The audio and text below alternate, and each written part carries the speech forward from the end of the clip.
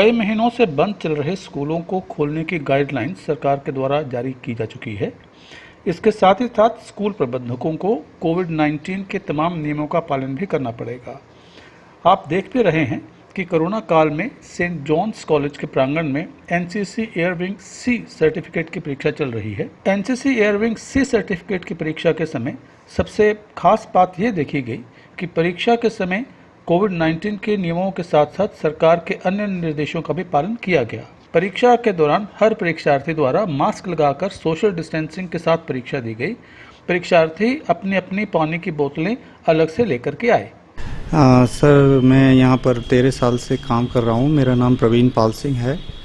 मैं यहाँ वरिष्ठ सहायक के पद पर कार्यरत हूँ। ख़ास तौर से मैं ट्रेनिंग ब्रांच को डील कर रहा हूँ, प्रशिक्षण शाखा बोलते हैं। इसमें बच्चों का बहुत अच्छा योगदान रहता है और ये सबसे विशेष बात ये रही इस बार कोरोना के जो लॉकडाउन के बाद कि सारे पेरेंट्स ने अपनी सहमति प्रदान की है। सारे बच्चे हमारे यहाँ मौजूद हैं और एक भी बच्चा एब्सेंट नहीं है, अनुपस्थित नहीं हुआ। तो ये एक जोश और जुनून का ही जज्बा नज़र आता है बच्चों में।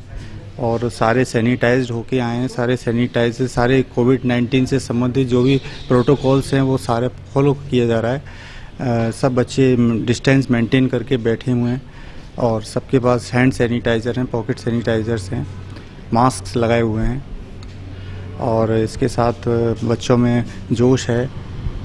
रिटन एग्ज़ाम के बाद वो फिर प्रैक्टिकल एग्ज़ाम भी फेस करेंगे। कुल मिलाकर के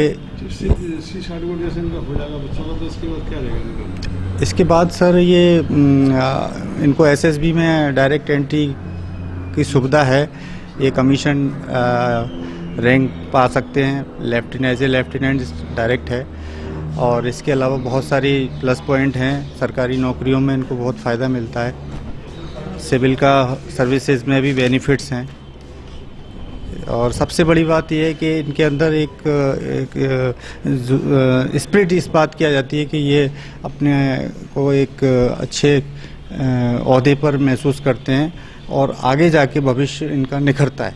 इस वक्त हम सेंट जॉन्स कॉलेज के उस स्थान पर खड़े हैं जहां पर एक NCC C certificate air wing का परीक्षा चल रहा है। हम आपको सबसे पहले बता दें कि यहाँ पर देख सकते हैं, यहाँ पर जो टोटल मार्क्स 5000 और रिटर्न में 350 के प्रैक्टिकल मार्क्स 150 होंगे। अब हम आगे चलते हैं। यहाँ से जो है हम देखते हैं, यहाँ पर कुछ वेपन्स रखे हुए हैं। वेपन्स के बारे में हम जानकारी लेंगे। मेरा नाम सार्जेंट अभिषेक आनंद है। मैं 1 यूपी एनसीसी में पोस्टेड हूँ। मैं ग्राउंड ट्रेनिंग इंस्ट्रक्टर हूँ। हमारा काम इनको बच्चों को ट्रेनिंग देना है हथियार के बारे। सर हम आपसे जानना चाहेंगे वेपन से खासियत क्या है और किस तरह ट्रेनिंग देते हैं आप इनसे जो है। ये सारे वेपन हमारे ऑपरेशनल वेपन हैं। ये सब हम पहले इनसे परेड सिखाते हैं। फायरिंग के दौरान इसमें फायरिंग करवाते हैं, निशाना कैसे लगाते हैं, बच्चों को इसका ऑपरेशन क्या है, कैसे खोलते हैं, कैसे क्लीन करते हैं, कैसे साफ़ करते हैं।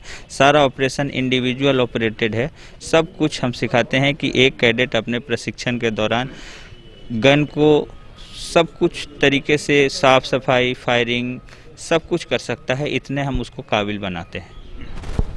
जैसा कि यहाँ पर बताया उनके ऑफिसर ने कि इस वेपन का मुख्य उद्देश्य है जो भी सी सर्टिफिकेट के यहाँ पर एयरविंग के लिए जो स्टूडेंट आते हैं उनको इस काबिल बना दिया था कि वाकई यदि वक्त अगर आ जाए तो वाकई अपनी भी सुरक्षा कर सकता है और देश की भी सुरक्षा कर सकता है। मेरा नाम डॉक्टर नीरज है और मैं सेंट जॉन्स कॉलेज में अर्थशास्त्र विभाग में असिस्टेंट प्रोफेसर हूँ और एनसीसी एयरविंग का इंचार्ज हूँ। आज जो है सी सर्टिफिकेट जो हमारे पार्ट 3 के कैडेट्स रहते हैं उनके लिए ये सी सर्टिफिकेट का एग्ज़ाम हो रहा है। और 2 सर्टिफिकेट के एग्ज़ाम डिग्री लेवल पे होते हैं, बी सर्टिफिकेट और सी सर्टिफिकेट। बी सर्टिफिकेट के एग्ज़ाम हमारे पहले हो चुके हैं जो सेकेंड ईयर के कैडेट्स थे और ये सी सर्टिफिकेट का एग्ज़ाम आज हो रहा है। और यहाँ पे आगरा कॉलेज और सेंट जॉन्स कॉलेज दोनों के छात्र यहाँ पे एग्ज़ाम दे रहे हैं। और इस बार संपूर्ण आयोजन सेंट जॉन्स कॉलेज में हुआ है और हमारे प्राचार्य प्रोफेसर एसपी सिंह ने पूरा हर तरह से समर्थन किया क्योंकि कोविड के समय में ये एग्ज़ाम कराना एक कड़ी चुनौती थी। सर मैं AMI योगेश कुमार पांडे, ये 1 UP एयर स्क्वाड NCC में अपॉइंटमेंट है मेरा। पांडे जी, हम जानना चाहते हैं कि इनका पर्पस क्या है, इससे क्या बच्चों को आपसे मतलब शिक्षा देते हैं इससे जो है? बेसिकली बच्चों के खुद के बनाए हुए एयरक्राफ्ट हैं और हमारे यहाँ पर पे कैडेट्स एयरविंग NCC में स्पेशली जो एयरविंग एक्टिविटीज़ होती हैं उसमें कैडेट्स को हम एयरक्राफ्ट का डिज़ाइन कराना सिखाते हैं। बच्चे उसको फिर फ्लाइंग करना सीखते हैं। देन अगेन वो कुछ में प्रॉब्लम आती है, कोई टेक्निकली कोई कमी आती है तो वो उसको फिर से रिपेयर करके या सही करके उसको फिर से अगेन उड़ाने की कोशिश करते हैं। हम सर ये भी जानना चाहते हैं, यदि मान लीजिए कि जैसे आप पूरे बच्चों को इसकी जो ट्रेनिंग देते हैं, यदि वक्त अगर आ जाए तो क्या ऐसी ट्रेनिंग मिल सकती है उनको, उसका पूरा समय आने पर प्रॉपर यूज़ कर सकें उसका? बिल्कुल सर, अभी जो वर्तमान समय में जो बच्चों को बेसिक जो बुनियादी शिक्षा दी जा रही है जहाज़ के बारे में, वो आप ये जो एयरक्राफ्ट देख रहे होंगे इसमें बिल्कुल एक एक चीज़ मेजरमेंट मतलब एक एक mm से नाप करके बनाई गई है। ये जो एयरक्राफ्ट आप देख रहे हैं ये छोटे लेवल पे एक IL-76 का एयरक्राफ्ट है जो एयर टू एयर रिफ्यूलिंग करता है। ये बच्चों ने एक सुखोई एयरक्राफ्ट जो फाइटर प्लेन है उसका मॉडल बनाया है। ये कंट्रोल लाइन मॉडल है, वायर कंट्रोल है, इसमें छोटा इंजन लगता है, पिस्टन इंजन। उसको इंजन की तकनीकी बारीकियों के बारे में भी बच्चा जानता है, उसको इंजन को खोलना, चलाना, बनाना, हर एक चीज़ के बारे में उनको सिखाया जाता है। और ज़रूरत पड़ने में अगर इनको लार्ज स्केल या बड़े पैमाने पे चीज़ें अवेलेबल हो जाती हैं तो वो उसको भी बड़े रूप में भी कर सकते हैं अच्छे से। इसके बाद हम आगे बढ़ते हैं, यहाँ पर जो स्टूडेंट यहाँ परीक्षा देने आए हुए हैं, आप देख सकते हैं यहाँ का वाकई नज़ारा। जो स्टूडेंट जो परीक्षा देते हुए आ रहे हैं, यहाँ कुछ ऑफिसर्स भी मौजूद हैं। यहाँ की हम सबसे बड़ी ख़ास बात तो आपको ये दिखाना चाहते हैं कि वाकई जो सरकार की गाइडलाइन है उनका पूरा नियमों का पालन किया जा रहा है। आप देख सकते हैं हर बच्चे के साथ में सैनिटाइजर, अपनी पानी की बोतल है और डिस्टेंसिंग का वाकई पूरा मतलब पालन किया जा रहा है। जैसे कि हमारे देश के PM भी बार बार कहते हैं कि 2 गज की दूरी और मास्क है ज़रूरी। हर बच्चे के मुंह पे मास्क भी लगा हुआ है। यहाँ के हमारे ऑफिशियल लोग हैं, वाकई हर तरह से अपने नियमों का पालन कर रहे हैं। हम आपको यहाँ के रूम के अंदर भी दिखाते हैं आपको जो है, और आप देख सकते हैं यहाँ पर स्टूडेंट जो किस तरह से अपना परीक्षा देते हुए पूरे नियमों का पालन कर रहे हैं।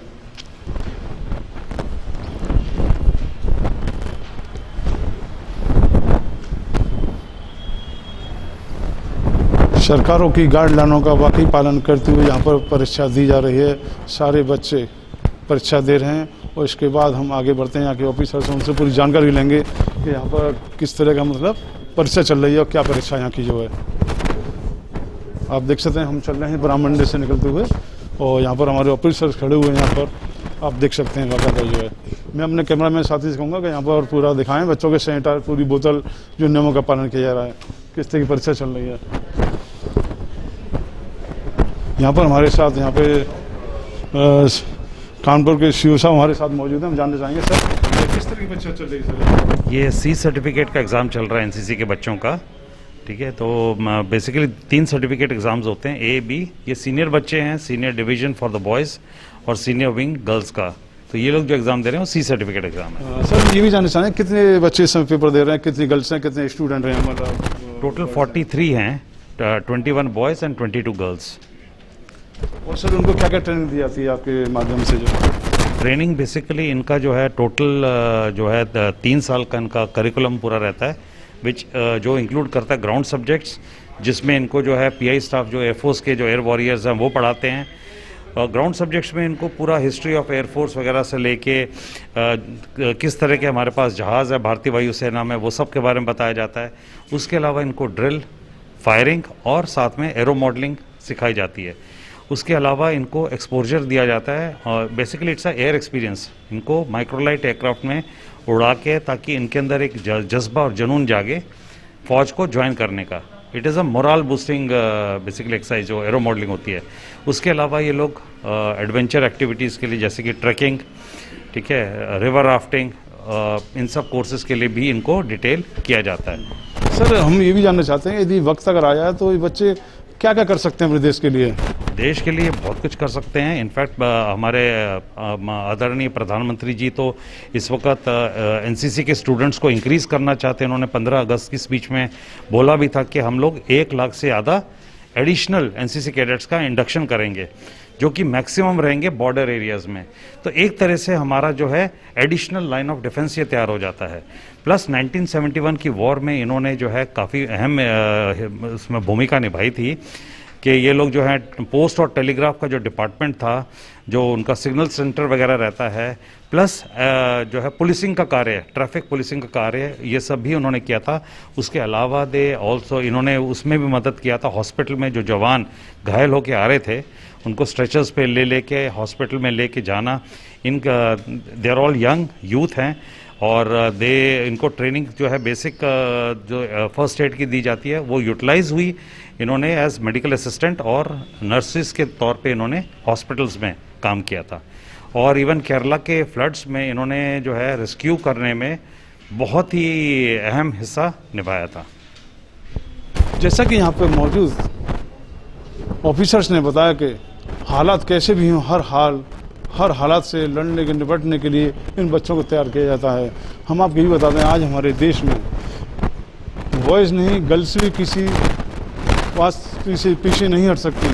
यदि बात आ जाए देश के मान की, सम्मान की, आप देख भी सकते हैं यहाँ पर हमारे देश की जिन्हें महाशक्ति कहा जाता है, जो शक्तियाँ हैं, जैसे देवी कहा जाता है, ये एनसीसी सर्टिफिकेट पूरा पेपर देंगे। इसके बाद में देखो इनके भविष्य की हम भी कामना करेंगे। हमारे देश के प्रधानमंत्री भी आपका कामना करते हैं कि बाकी हमारे देश की जो गर्ल्स हैं वो आगे बढ़ें। और हम आपको ये बता दें कि वाकई अगर समय आया तो ये बच्चे किसी भी कार से पीछे नहीं हटेंगे। अपने कैमरा पर्सन उपदेश राघव के साथ आर के पाठक, भारत न्यूज़ 24, आगरा।